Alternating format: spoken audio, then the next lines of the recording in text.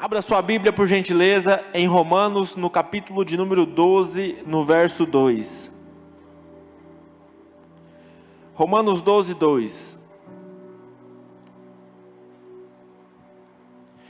Antes de lermos o texto, talvez você deve estar se perguntando: pastor, vim aqui para ouvir o apóstolo, cadê o apóstolo, cadê o pastor Paulo? Queridos, o pastor, ele está lá na igreja do Nova Lima. Esse domingo que vem, nós não sabemos até quando, ele estará ministrando nos cultos lá. Quarta-feira à noite e domingo à noite. E estará ministrando aqui domingo de manhã e o pastor Jonathan na terça-feira e no domingo à noite. Como ele está viajando, eu estou aqui para substituir ele e peço que vocês, tenham paciência comigo hoje em nome de Jesus. Nosso apóstolo está com essa missão aí e louvado seja Deus por isso, que nós temos um pastor que não desiste, que não para e que não foge da guerra. Independente dos momentos, a gente sempre viu ele de pé e pregando a palavra de Deus. E hoje está lá no Nova Lima com o pessoal abençoado lá. E nós estamos aqui em nome de Jesus. E que a unção que Deus está derramando lá, Ele venha derramar aqui em nome de Jesus. Amém? Romanos capítulo 12, verso 2 diz assim. Coloca na versão João Almeida, por favor. João Almeida e corrigida.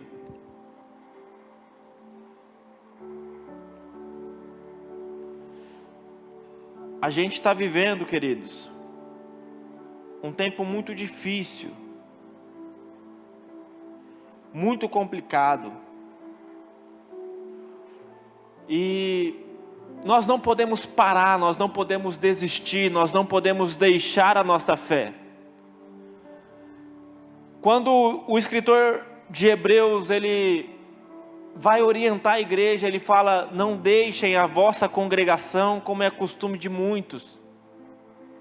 E hoje nós vemos dia após dia muitas pessoas deixando a congregação, muitas pessoas abandonando a palavra de Deus, muitas pessoas desprezando aquilo que sai do altar, muitas pessoas vivendo uma vida completamente fora dos princípios da palavra de Deus. E o resultado de uma vida fora da palavra de Deus é o fracasso.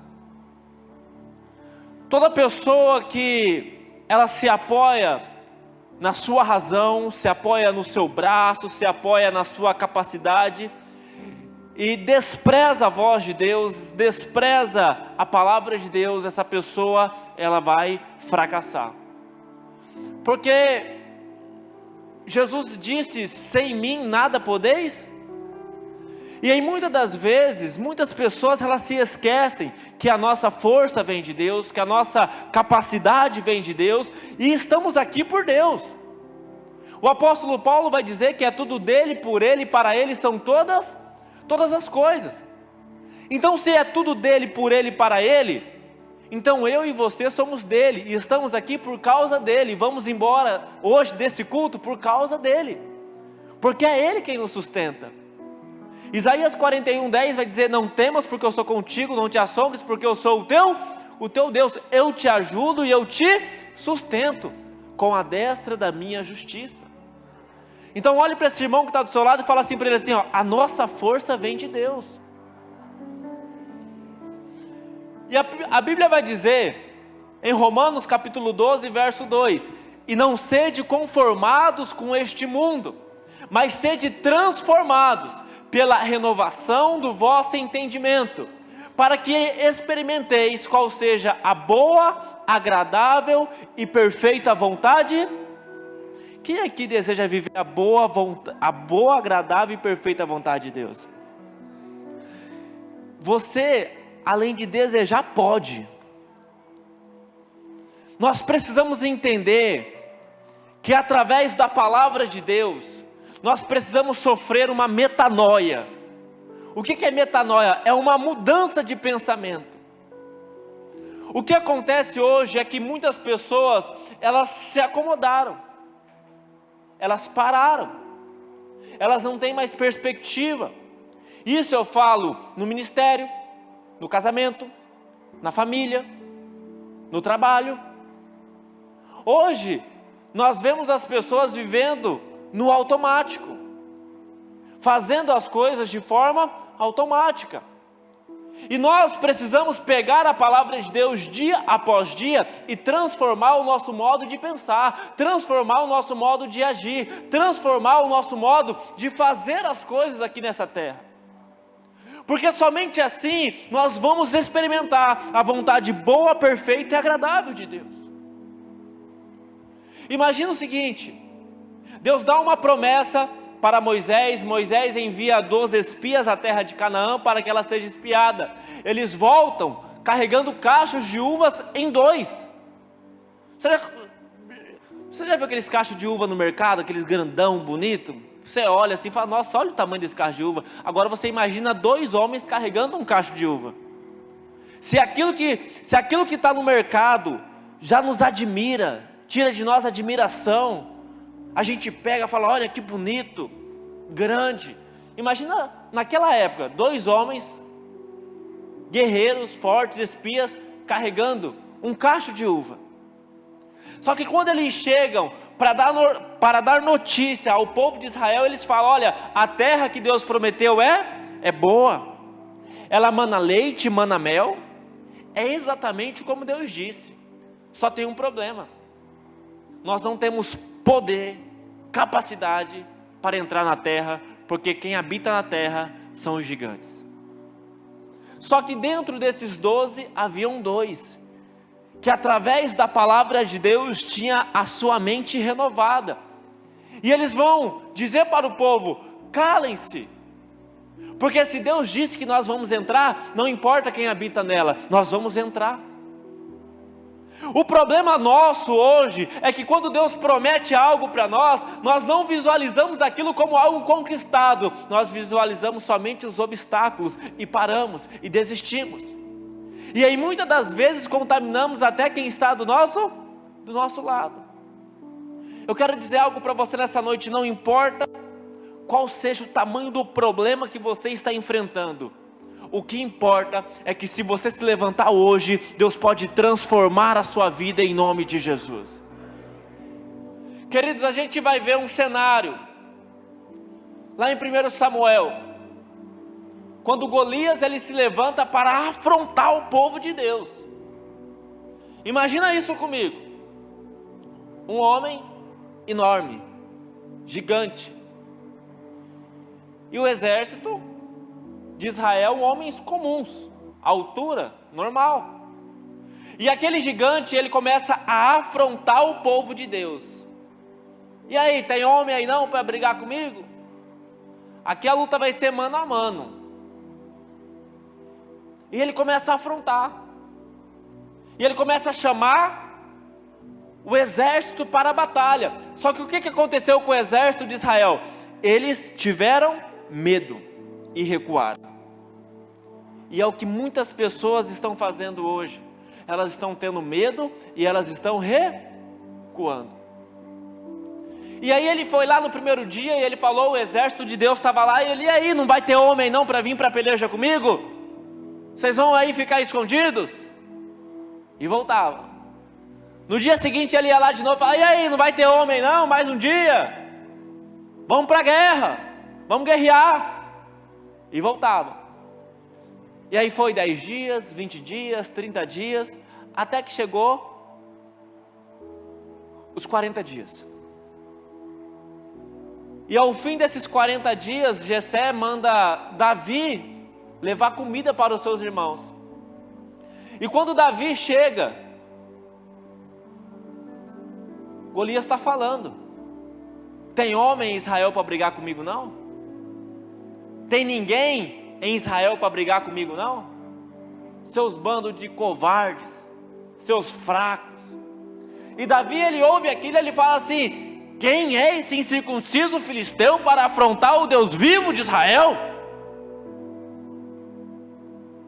Irmãos, Golias estava 40 dias afrontando o povo de Deus, Golias estava 40 dias provocando e humilhando o povo de Deus,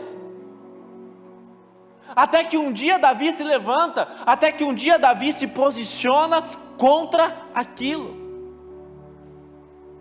A pergunta que eu quero fazer para você é: até quando esse problema vai te jogar na parede e vai fazer você ficar na parede? Até quando a luta vai se levantar e você vai se amedrontar? Você tem o Deus vivo de Israel, o Deus todo-poderoso, Criador dos céus, Criador da terra. Na tua mão há força, na tua mão há poder, e não há ninguém que possa resistir. Ninguém. E Davi fala assim: eu vou lutar, eu vou à peleja. Só que daí Saul, ele olha e fala assim: mas você é pequeno demais, menino. Davi tinha aproximadamente ali os seus 15, 16 anos, contra um homem de guerra. Só que o que Davi estava olhando não era a sua estatura, não era o seu tamanho e nem a sua força. Davi estava olhando para o Deus de Israel, o Deus todo-poderoso, o Deus que nunca havia perdido uma batalha, o Deus que quando entrava numa peleja era para vencer e para dar vitória para o teu povo. E é esse Deus que servimos, é nesse Deus que acreditamos, e é por causa desse Deus que estamos aqui hoje, para vencer todas as nossas batalhas em nome de Jesus.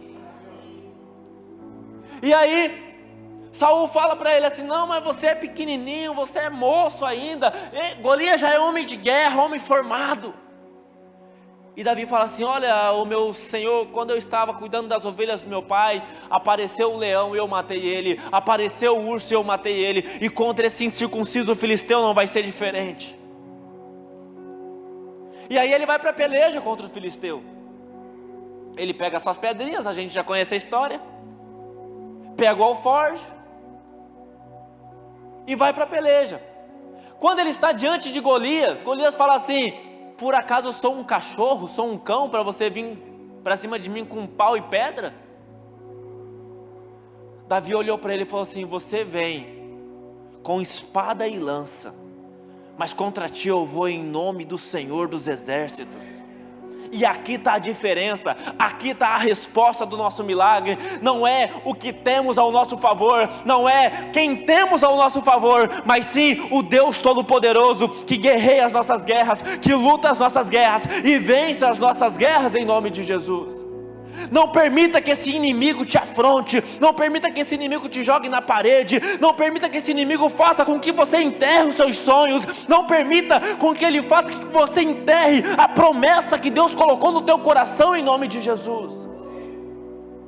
Nós estamos no mês de maio, muitas pessoas já desistiram do ano, muitas pessoas já desistiram dos seus projetos, muitas pessoas já estão até dizendo: não, para esse ano não dá mais. Não enterre aquilo que Deus colocou no teu coração. Não permita que o inimigo ele te jogue para baixo. Porque Deus, ele é o Deus que tira você do pó e te coloca entre os príncipes. É Ele quem exalta a sua cabeça. Aquele gigante que há 40 dias estava afrontando o povo de Israel, o Deus vivo de Israel, ele caiu, sabe com o quê? Com uma pedrinha. Você não precisa de muito para vencer esse gigante, você só precisa transformar o seu modo de pensar, pegar a palavra de Deus e crer e acreditar que o seu Deus é poderoso, que o seu Deus é forte e que Ele não entra numa batalha para perder. Transforme, porque Deus tem uma vontade boa, perfeita e agradável para derramar sobre a sua vida em nome de Jesus. Eu não vou abrir, mas eu vou citar. Em João, no capítulo 5, a partir do verso 1, Jesus ele vai entrar num lugar chamado Tanque de Betesda. Nós conhecemos a história. Naquele tanque havia um homem que há 38 anos estava paralítico. Jesus chega nele e fala assim: ó, você quer ser curado?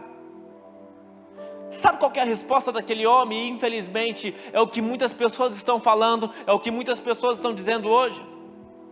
Jesus, eu estou aqui há 38 anos paralítico nessa cama. Ano após ano, quando o anjo desce e agita as águas, ninguém me ajuda. Ninguém faz nada por mim. Irmãos, a igreja, eu não estou generalizando, mas uma parte da igreja precisa parar de se vitimizar para viver o que Jesus está proporcionando para ela.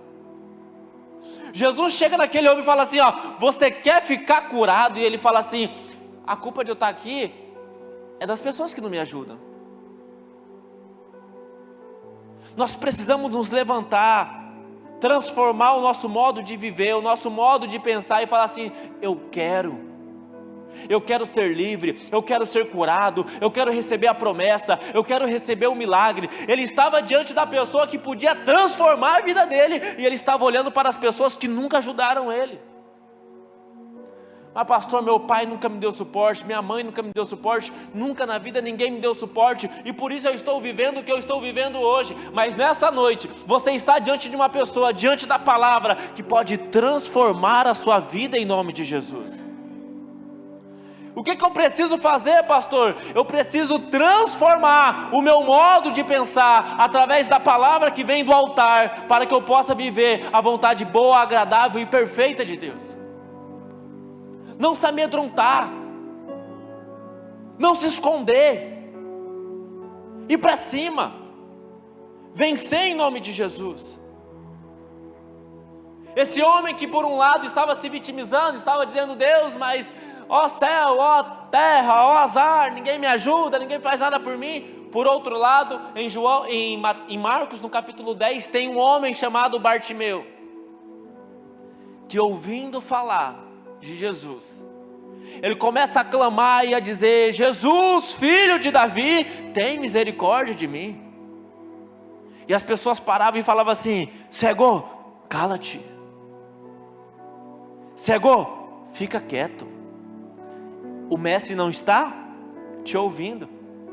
E é o que muitas pessoas estão ouvindo, é ou não é, gente? O inimigo vem e ele fala no nosso ouvido. Ele fala, desista, pare. Você não está sendo ouvido. A tua oração não está sendo ouvida. Não está adiantando. Sua vida não vai mudar. E quanto mais as pessoas falavam, cego, fique quieto, ele clamava cada vez mais alto, Jesus, filho de Davi, tem misericórdia de mim. E clamando, e clamando, e clamando, até que Jesus para. Ele poderia muito bem falar assim, Jesus passou e nem me deu atenção. Eu vou continuar nessa vida aqui, ó, pedindo esmola, porque as pessoas, elas poderiam me ajudar. Poderiam ou não poderia falar isso? As pessoas poderiam me ajudar, poderiam falar para Jesus, Jesus, tem um cego à beira do caminho. E Jesus, ele estava na última semana do seu ministério. Ele estava indo para Jerusalém para ser entregue na mão dos homens e ser crucificado. Ou seja, era a última oportunidade daquele homem. E ele poderia dizer assim, poxa, ninguém me ajudou.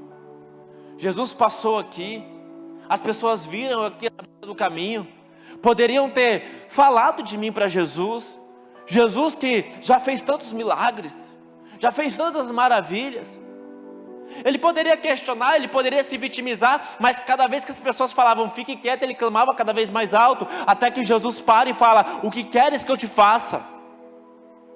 E ele fala assim, Senhor, eu quero tornar a ver. E Jesus falou, então veja. Mas pastor, foi simples assim? Foi simples assim, porque o nosso Deus, Ele é o Deus do impossível. Mas por que isso aconteceu? Porque a cada momento que as pessoas falavam, cego, fique quieto, ele sofria na mente dele uma renovação, ele sofria na mente dele algo que fazia ele clamar cada vez mais alto, até que Jesus parou e realizou a obra que ele tanto desejava. Irmãos, não importa o tamanho do seu problema, o que importa é que Jesus, ele está aqui hoje, e se você clamar, se você pedir, ele vai transformar a sua vida em nome de Jesus. O que acontece é que muitas das vezes a gente pega a palavra de Deus, é ou não é? E a gente lê como se fosse um livro de gibi. Lá no 3º ano, no 1º aninho da escola. Olha que bonito. Jesus curou um cego. Olha que bonito. Jesus ressuscitou Lázaro depois de 4 dias morto. Olha que bonito. Jesus curou uma mulher que estava com fluxo de sangue há 12 anos. Antes disso, ressuscitou a filha, após isso, ressuscitou a filha de Jairo, que estava morta. E a gente começa a ler os milagres de Jesus. Jesus, ele curando um homem que estava com a mão mirrada, uma mulher que há 18 anos estava encurvada, um cego de nascença, o outro cego que foi ferido nos olhos e ficou cego como Bartimeu, eu acabei de citar. Jesus levantando um homem depois de 38 anos numa cama, curando um homem que 4 amigos desceram do telhado. Jesus transformando água em vinho. Jesus pegando e multiplicando 5 pães e 2 peixinhos para 20.000 pessoas.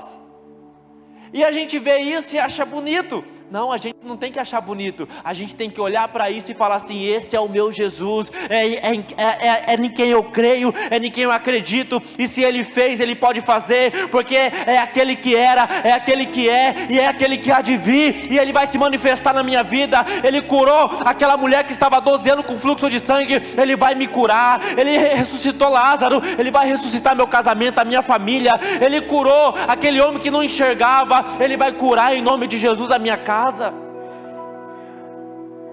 Não é um livro de gibi, é uma realidade que está à nossa disposição para que possamos viver através de uma renovação. Existe uma vontade boa, perfeita e agradável para você, para mim, para nós, e nós só precisamos renovar o nosso entendimento. Nós precisamos crer em nome de Jesus. O povo de Deus estava passando por um momento muito difícil, isso a gente vai ver lá em Juízes, capítulo 3, 4, 5. Eles iam, plantavam, viam os midianitas e destruíam a plantação. Eles vinham, plantavam, viam os midianitas e destruíam a plantação. E talvez isso seja o que está acontecendo com muita gente. A gente vem, planta, o inimigo vem e destrói. A gente vem, planta, o inimigo vem e destrói. E a gente não está conseguindo ver o fruto do nosso trabalho. E o que aconteceu com aquele povo? Eles desistiram. Para que plantar? Para que fazer? Se o inimigo vai vir e vai destruir. Só que um homem chamado Gideão, ele tem uma atitude diferente dos demais. Ele se levanta, em Juízes capítulo 6, verso 11, ele fala assim: eu vou malhar trigo no lagar. Eu vou fazer algo improvável. O inimigo, tudo que ele vê, ele destrói. Então eu vou fazer algo onde o inimigo não tem visão. E quando ele está malhando trigo no lagar, a Bíblia vai dizer que o anjo, que o Senhor apareceu para ele e falou assim: Gideão, varão valente, o Senhor é contigo. Mas por que o Senhor não apareceu lá na casa dos outros que desistiram, que pararam? Porque Deus não nos chamou para recuar, para parar. Deus nos chamou para avançar, independente da dificuldade, independente do problema. O reino de Deus é tomado à força. E o que Jesus falou? Seja mais valente que o pastor. O inimigo está se levantando, então se levanta cada vez mais. Pastor, o problema está grande, então cresce para o problema. Cresce, vai para cima. Mas pastor, eu sou pequenininho, então chama teu pai, que é Deus, que ele vai lá e resolve por você. Não é assim? Não era assim na escola? Vinha um grandão lá, batia na nossa orelha, a gente ficava com medo, daqui a pouco vinha nosso pai e resolvia, não era assim? Ou o irmão mais velho vinha e resolvia. Mas a gente serve um pai que é muito mais poderoso do que qualquer homem, do que qualquer situação. Todos os demônios que se levantam contra a sua vida, Filipenses vai dizer que eles vão cair de joelho diante desse nome, diante desse Jesus que nós servimos. E esse Jesus, nós somos herdeiros com Ele, filhos de Deus. Servimos a um Deus poderoso, a um Deus que fez com que o mar vermelho se abrisse, com que o sol parasse. Você imagina isso? Quando o profeta Isaías, ele entra no templo, ele entra lá no palácio do rei Ezequias, ele fala assim, ó, Ezequias, põe em ordem a tua casa, porque você vai morrer e não vai viver. Foi isso que ele falou, não foi? O que Ezequias começou a fazer? Começou a chorar. Começou a orar a Deus. Aí Deus fala para o Isaías, volta lá, ele não tinha nem saído do palácio. Volta lá e fala para Ezequias que eu vou acrescentar 15 anos de vida para ele. Olha quem era Ezequias, a Bíblia vai dizer que nem antes nem depois houve um rei em Israel como ele. Será que o cara tinha moral com Deus? Nem antes e nem depois de Ezequias houve um rei como ele. E aí Isaías chega dele e fala assim, ô profeta, ô rei, Deus falou que você não vai morrer mais. E ele vai te dar 15 anos de vida. Ezequias é ousado. Ele fala assim, eu quero uma garantia disso. Olha o Deus que a gente serve, gente. Eu quero uma garantia que Deus vai me dar mais 15 anos de vida. E aí a Bíblia vai dizer que o profeta fala para ele assim, o que você prefere? Que Deus adiante ou atrase o relógio de Acabe? Imagina essa cena. Você quer que o tempo passe mais rápido? Você quer ver isso acontecer? Você quer ver o tempo passar mais rápido ou você quer que o tempo volte? Olha a moral que ele tinha com Deus e é o Deus que nós temos. Só que em muitas das vezes não damos valor a esse Deus. Não reconhecemos a tua grandeza. E o Ezequias fala para Isaías assim, ó, fazer o tempo passar mais rápido é fácil. Eu quero que Deus volte o tempo. Eu quero que Deus faça o tempo voltar. Você consegue visualizar o sol voltando? O normal é ver ele se pondo. Agora você olhar para o alto e ao invés de ver o sol se pondo, voltando, Deus mexendo no tempo da terra por causa de um homem. Mas não foi só essa vez que aconteceu isso. Quando Josué estava na batalha contra os inimigos, ele fala assim, Deus, a gente precisa de mais tempo. Sol, pare! E a Bíblia vai dizer que o sol parou por quase um dia, por causa de um homem. Sabe o que eu quero dizer para você? Que Deus pode parar o tempo por causa de você. Que Deus pode voltar o tempo por causa de você. Você só precisa ter ousadia e saber quem você é no reino de Deus em nome de Jesus. Levante a tua cabeça. Comece a visualizar a grandeza e o poder desse Deus. Esse Deus que é grande, esse Deus que é poderoso em nome de Jesus.